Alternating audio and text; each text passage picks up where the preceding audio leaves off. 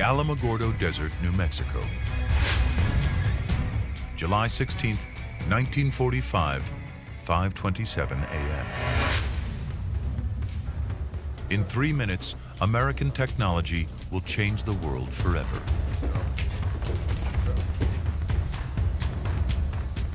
Robert Oppenheimer, the theoretical physicist who loves poetry as much as science. The FBI would track his every move, worried that he's a communist. Yet Oppenheimer leads the biggest scientific test in history, the top-secret Manhattan Project. Theoretically, fission physics could enable enormous amounts of explosive energy to be released from a single device, the atomic bomb. The bomb is the most technologically advanced weapon in the world, yet nobody is sure whether it will work. Even many of the people who worked on the bomb itself were skeptical that the bomb would actually work. No one had ever done anything like this.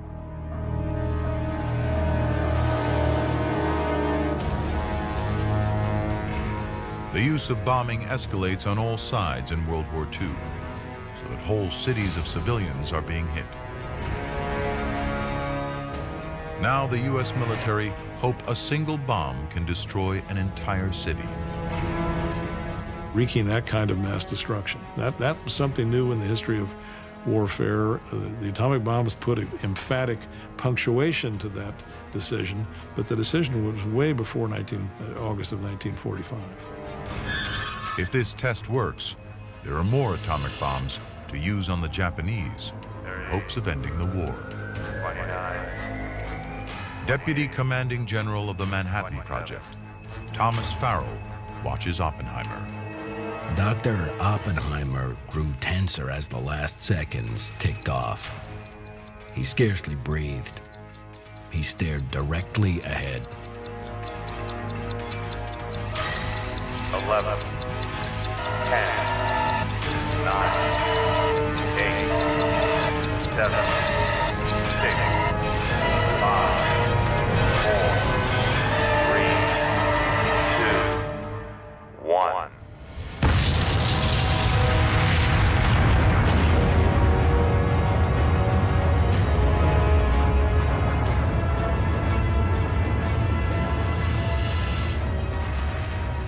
The temperature generated at the center of the explosion is 10,000 times greater than the surface of the sun. The heat turns the desert sand to glass. The explosion is more massive than even Oppenheimer expects. When it went off in the New Mexico dawn, that first atomic bomb, we thought of Alfred Nobel and his hope, his vain hope that dynamite would put an end to wars.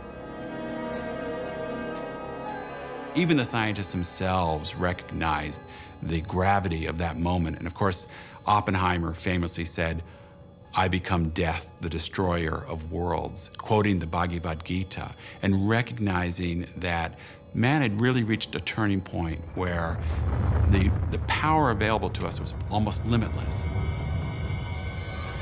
When atomic bombs are dropped on Hiroshima and Nagasaki, an estimated 120,000 people die instantly. Over the days, months, and years that follow, up to 80,000 more die slowly. A day after the second bomb is dropped, the Japanese surrender.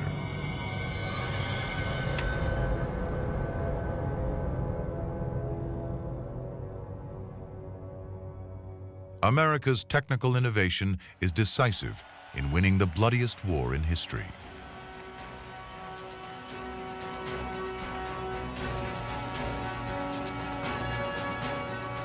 Having survived the Depression and World War II, the greatest generation comes home. They'd been through it all, and they wanted one thing. They wanted a better life for their families than they'd had. And that's what they dedicated themselves to. America's distance from battle leaves its infrastructure intact and its economy vibrant. It produces twice as much oil as the rest of the world combined.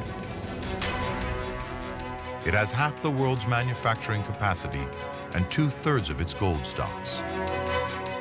And they had no real competition in the world because Europe was devastated, Asia was devastated, and America could be the colossus that it became.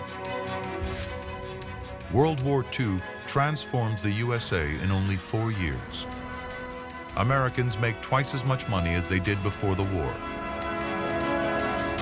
They have 50 million babies in 15 years. There are 20 million new jobs in 25 years. America becomes a superpower.